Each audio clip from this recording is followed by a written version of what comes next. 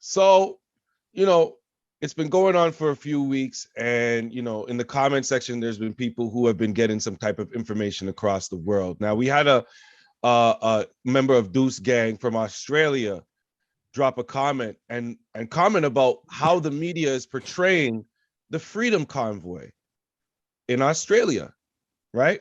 Because obviously, when we hear the news, we're here in Canada. We can only hear what we hear here. I'm not here on searching for Australian news. Are you searching for Australian news? No, Okay, just checking. I don't know. Maybe you are. I, It's I something you am could do. I am not. You have some weird hobbies. It could be one of them. I don't know. But he pretty much said the way it's being portrayed as Justin Trudeau is a hero and Canada is being burned down by terrorists, looters, and robbers. That's the way it's being portrayed in the media in Australia. I read this and I said, "Oh my." Oh my. Was I surprised? No.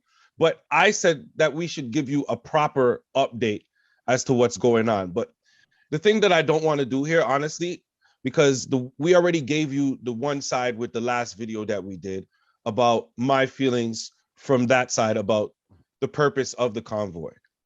What I want to do is I want to examine the other side of the convoy, the one that's being portrayed to people like the Deuce Gang member from Australia, right? So if anybody wants to know currently, right now, what's going on is I think they're in their second, approaching their third week of this protest, in which essentially they're blocking traffic. So if you're trying to get places, they're making it very inconvenient for people around the City Hall area in Ottawa specifically.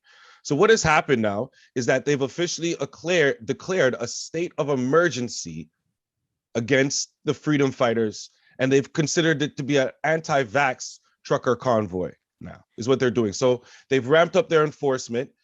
They've said that anybody who, because what they have is they have stations set up with fuel, food, drinks for people who are protesting, because there's people that are just parked in their trucks. Right. If you are seen as somebody who is aiding, as in you're bringing fuel, or you give somebody a sandwich, or maybe you bring somebody a coffee, you can be now arrested or fined for that. I'm not sure what the exact, thing is that you'll be charged with, but they've instilled that now. And there's been other things going on around the world, because obviously this has traveled all the way. This started in BC with a bunch of truckers against the mandates, and they've actually traveled across Canada, which is how the Freedom Convoy name came about. As they went across the country, it obviously gained more momentum. And I believe when it hit its biggest momentum is when it hit Ontario. From there, it spread on to other things, and other people have decided to be demonstrating across the city. Now, some of these demonstrations have been peaceful, but there's a lot of them that have ended up very, very violent. Okay, so in Toronto, for example, there was a man who was at a rally for these truckers, and he allegedly threw shit at another person, and there was nothing but a bunch of horns honking downtown for endless hours in the downtown core. In Vancouver, 5 arrests were made after thousands showed up to protest mandates, and some demonstrators reportedly threw eggs and rocks, kicked cars, placed nails along roadways. Downtown traffic was congested. In Edmonton, a full day of protests made up of about 2,000 people paralyzed several main routes across the city and gathered at the Alberta legislature. They sported Qanon and pro-Trump flags, along with anti-vax and anti-mandate protest posters. One restaurant owner told the news that the convoy is so disruptive, it's threatening to his own revenue of his business. So what started out as something with a good purpose has turned into something that is not only being portrayed in the media as a violent thing, but appears to have spilled out to our real life, a bad thing. So I ask you my question: has this protest lost its purpose and now just become a dangerous thing, or do you think that they should still keep protesting? Everybody has the right to protest.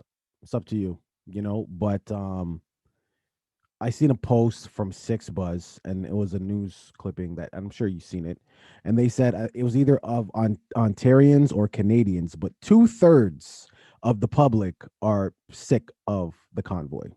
Right. Yeah, so the majority of the public is like, go home already.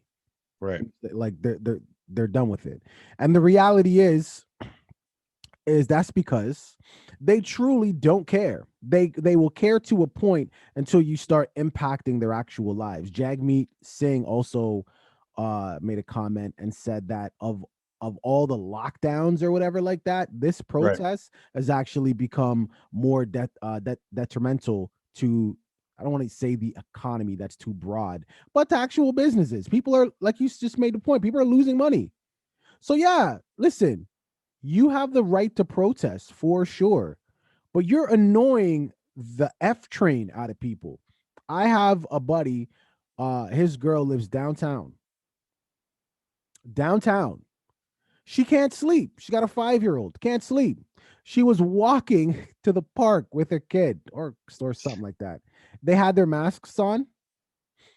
This is a woman and her 5-year-old daughter. One of the truckers looked at her and were like, "You effing sheep, take those effing," a 5-year-old little Wow. girl. Okay.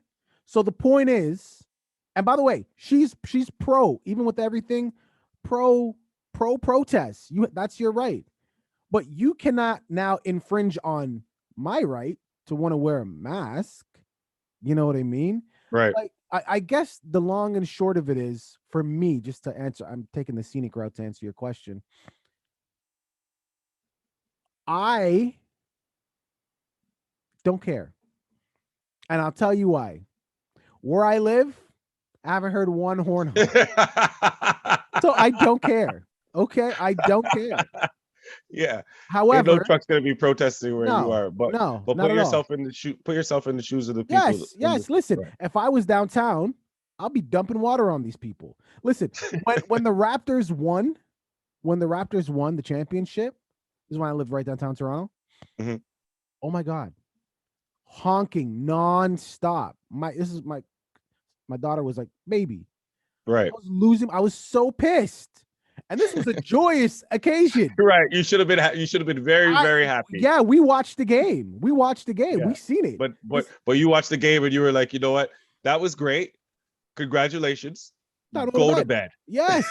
And but at the same time, I understood why people were celebrating. I lived directly at the time across the street from a police station. I'm like, Okay. where the cops at?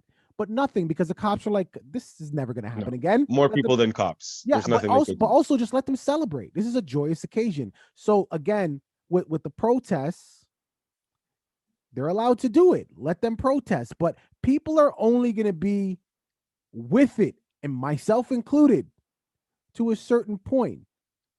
You know what I'm saying? Eventually, it's just going to be an inconvenience. It's going to be an annoyance.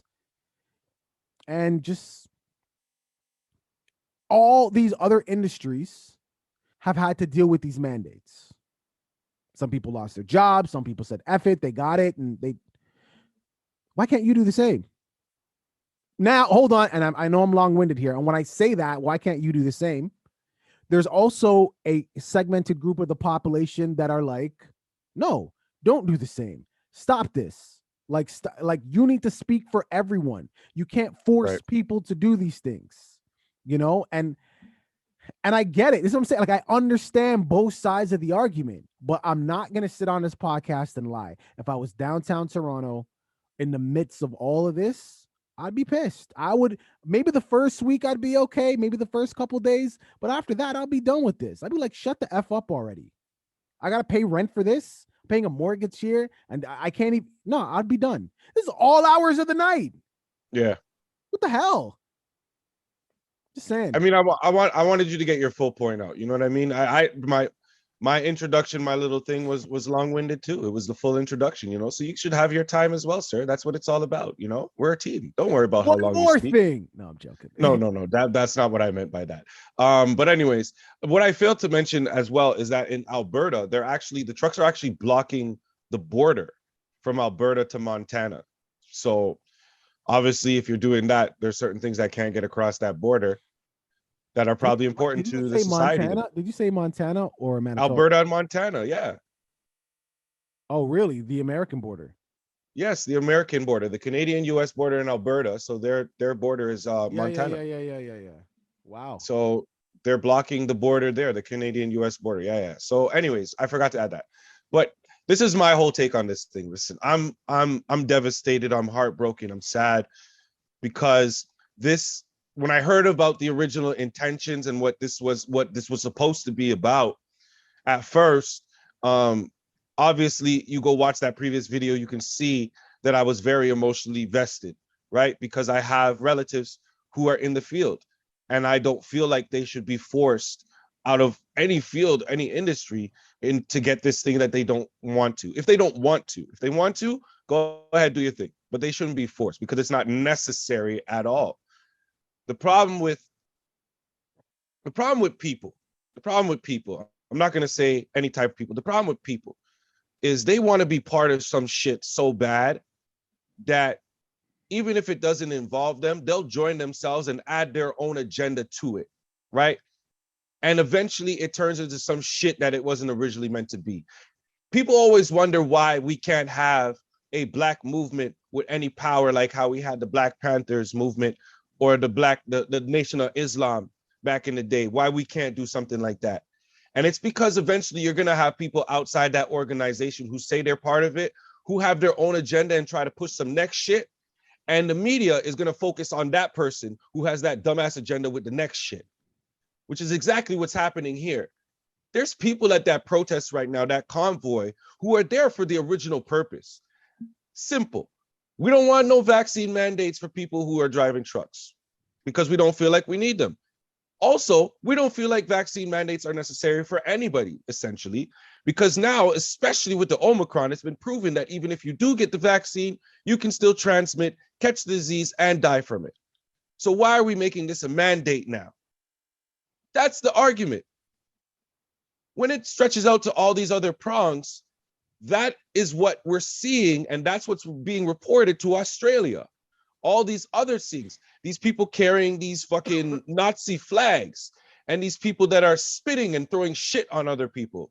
That's what we're going to hear about because they're going to try to downplay it and make it look stupid. That's why shit like this will never, ever, these movements will never, ever be able to carry the way that they used to. The reason that the Black Panthers and the Nation of Islam was able to go on and carry on the way it was is because there was no social media. There was no internet. All you could get reported on was the truth, because back in the days, newspapers were held accountable to make sure what they reported was actually based on facts. We don't live in that world no more. And until we understand that and understand how to work around that, we're going to continue to have these dumbass people come out and make good causes lose their momentum or any legitimacy. Well, because they have their own agendas. Well, I don't think people are fed up with this convoy because of Nazi paraphernalia and pro-Trump and I mean Q. I don't think it has anything to do with that. Of course, the media can project the story any way they want. I'm just talking about the public. People are just tired. They just want sleep. That's all. They just want sleep and they want some sort of normalcy. You know what I mean? And the reality is they're fighting for their rights. But you have to remember, within that fight, whether you want to or not, you will be impeding on somebody else's rights. So the focus should be, I understand why the focus is on the people in the protest, because they're the ones making the noise and all of that. It's just a shame that the focus of these people's anger isn't on the government and saying to these government officials, do something, like change these policies so that these people will stop protesting. I don't know if you missed it. Okay. No, but listen, I'm gonna feel the way I feel regardless. I know, but I'm just trying to tell you. So I didn't miss shit. I'm gonna feel the way I feel. I literally said, and 2/3, I'm not the only one. If I was downtown Toronto and I was dealing with this, I'll be dumping water, not for any real reason, just because I'm annoyed with the noise. And that, Right. my friend, is the larger point. People don't care. We don't care. Like that's really what I was trying to convey. We don't care. If we do care, we care temporarily, and eventually that turns into frustration because now you're messing with my day-to-day, and I don't like that. Okay, Right. I don't like it. So we're just done caring. We just are. I'm not saying it's right, because I do think, I've said it once, I'll say it again, these type of things are important. You do have to keep the government in check. You can't just be like, yes, sir. Thank you, sir. Yes, ma'am. Thank you, ma'am.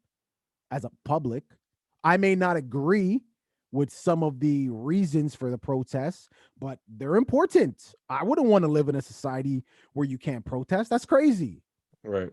you know? But at the same time, I think people are just getting sick and tired of this, and they just want people to go home, because the reality is, although Trudeau and a lot of people have been saying things to the contrary, eventually the mandates are just going to drop.